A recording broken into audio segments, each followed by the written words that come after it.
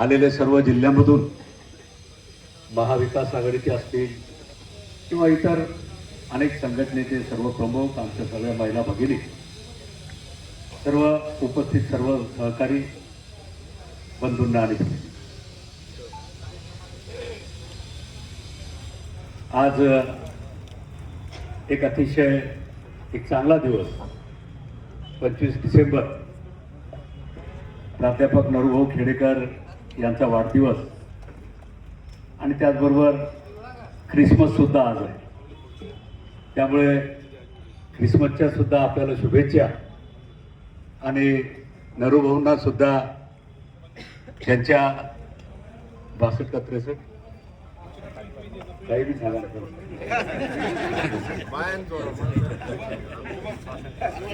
62 पूर्ण झालं. 63ला 63 आकडा चांगला आहे. आपण 36चा आकडा उलटा केला तर 63 होतो. त्यामुळे आता एक चांगला 63वा वाढदिवस नरूभाऊंचा साजरा करण्यासाठी, त्यांना शुभेच्छा देण्यासाठी आज आपण सगळेजण या ठिकाणी आलेलो.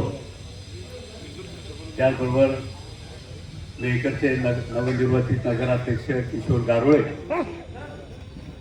चिखलीचे आमचे नवनिर्वाचित नगरसेवक डॉक्टर प्रकाश शिंगणे आणि इतर सर्व मान्यवरांचा सुद्धा आलेले, जे की आता नगरपालिकेच्या निवडणुकीमध्ये निवडून आले, आमचे सगळ्यांचे सत्कार आपण या ठिकाणी घेतले. आमचे जवळचे गोविंदराव असतील त्याचंही अभिनंदन, सगळ्यांचंच या ठिकाणी अभिनंदन.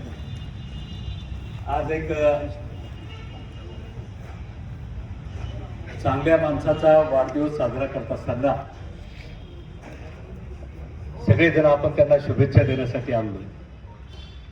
वडीलधारी मंडळी सुद्धा आहेत, तेही सुद्धा आशीर्वाद देण्यासाठी आले.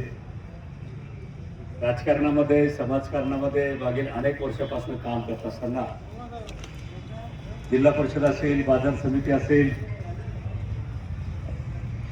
इतर अनेक क्षेत्र असतील, या सगळ्या क्षेत्रामध्ये नरूभाऊंनी काम करण्याचा प्रयत्न केला. ज्या ज्या पदावरती बसले, ज्या ज्या पदावरती विराजमान झाले, त्या पदाला न्याय देण्याचं काम करत असताना आपल्या कार्याचा, आपल्या कर्तृत्वाचा एक आगळा वेगळा ठसा सुद्धा त्यांनी उमटवण्याचा प्रयत्न केलेला आहे. आणि हे करत असताना शिवसेनेच्या माध्यमातून राजकारणाची सुरुवात काँग्रेसमध्ये होते, पुन्हा नंतर शिवसेनात उद्धव बाळासाहेब ठाकरे यांच्या नेतृत्वाखाली ते काम करतायत. आणि काम करत असताना या जिल्ह्यामधील त्यांची संघटना असेल, ती संघटना सुद्धा मजबूत करण्याचं काम त्यांच्या माध्यमातून होते. माणसाच्या जीवनामध्ये अनेक चढ उतार असतात. राजकारणामध्ये चढ उतार असतात, समाजकारणामध्ये चढ उतार असतात आणि तब्येतीच्या बाबतीमध्ये सुद्धा चढ उतार असतात. जसं वय वाढत जाते तसतसं आपल्याला आपल्या तब्येतीची काळजी सुद्धा निश्चितपणे या ठिकाणी घेतली पाहिजे. आणि आपल्या सगळ्यांना माहीत आहे की मागील काही महिन्यापूर्वी नरूभाऊ एका जीवघेण्या आजारातून बरे झालेत, तंदुरुस्त झालेत. अनेक दिवस दवाखान्यात होते.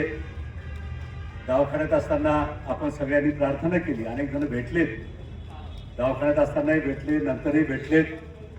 आणि एक अतिशय जीवघेण्या आजाराशी संघर्ष करून ते पुन्हा आपल्यामध्ये आज त्यांच्या या 63व्या वाढदिवसाच्या निमित्तानं हजर झालेले आहेत.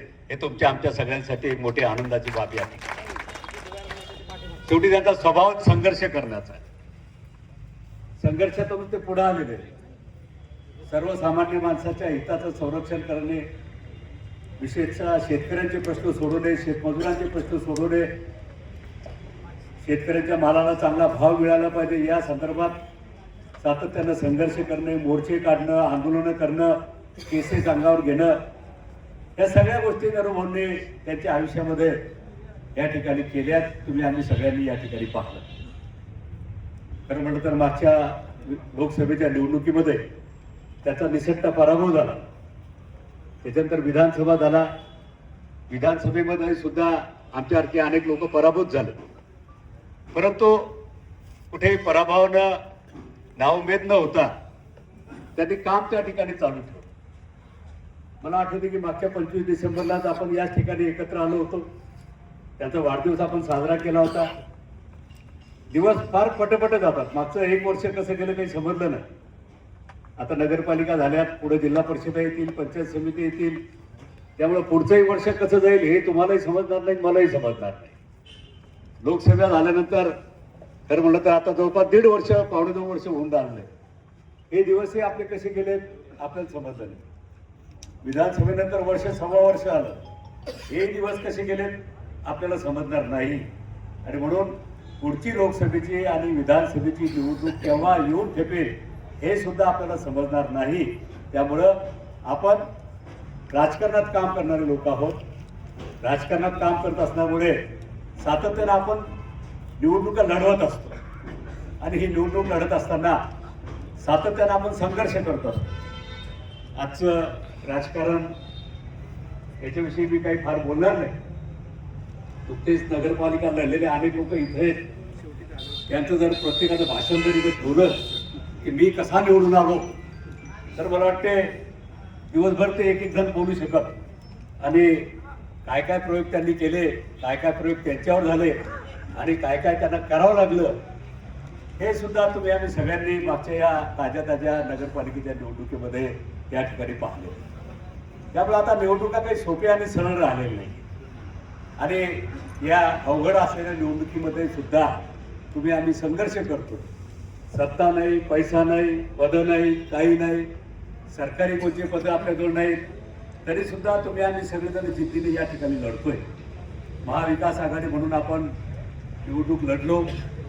मागची लोकसभेची लढली गेली, विधानसभेची लढली गेली आणि वर्षभरात मी सांगत आलो की पुढच्या येणाऱ्या सुद्धा जिल्हा परिषद, पंचायत समित्या, नगरपालिकेच्या निवडणुका आपण महाविकास आघाडी म्हणून लढलो पाहिजे. त्यासाठी मी वर्षभर सातत्यानं आपल्या सगळ्याच्या बैठका घेण्याचा प्रयत्न केला, एकत्र आणण्याचा प्रयत्न केला आणि त्याचं फळ आपल्याला निश्चितपणे मिळालं.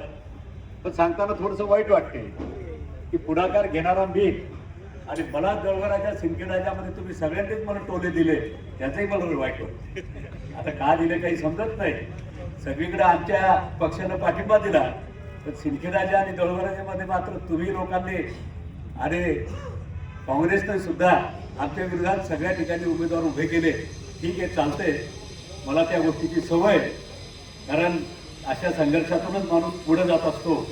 म्हणायला सगळ्यांना सोबत घ्यायचं आणि विरोधात मात्र सगळ्यांचा विरोध पत्करून पुढे जायचं, हे मला काही आता नवीन राहिलं नाही. त्यामुळे भविष्यामध्ये आता जिल्हा परिषद, पंचायत समितीच्या निवडणुका आहेत. देशात काय चाललंय, राज्यात काय चाललंय, हे सगळेजण तुम्ही या ठिकाणी पाहून राहिलेले. आणि अशा या वातावरणामध्ये अजूनही वेळ गेली नाही.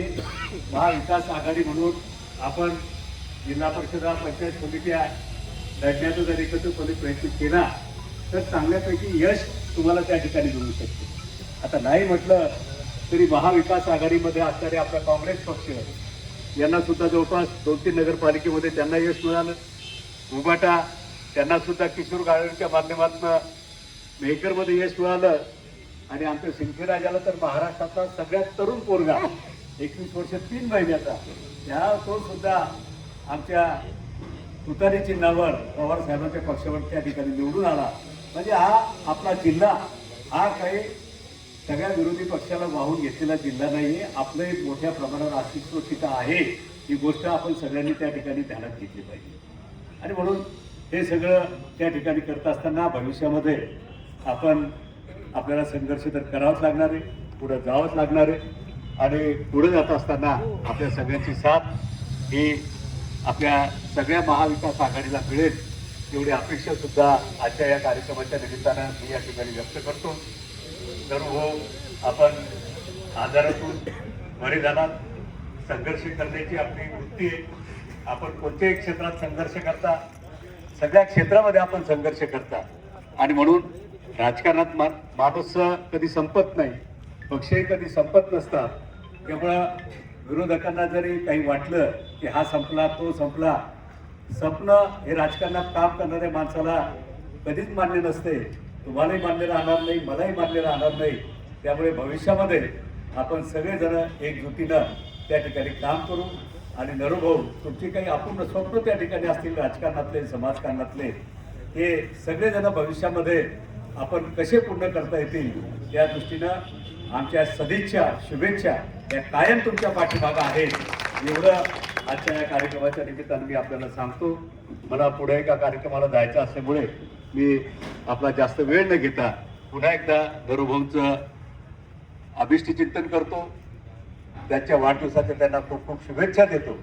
त्यांचं भावी आयुष्य सुखाचं, समृद्धीचं, भरभराटच जावं हे आपल्या रेणुका मातेच्या चरणी, राष्ट्रमाता जिजाऊच्या चरणी आणि संत गजानन महाराजांच्या चरणी आपल्या सगळ्यांच्या वतीने मी प्रार्थना करतो आणि थांबतो.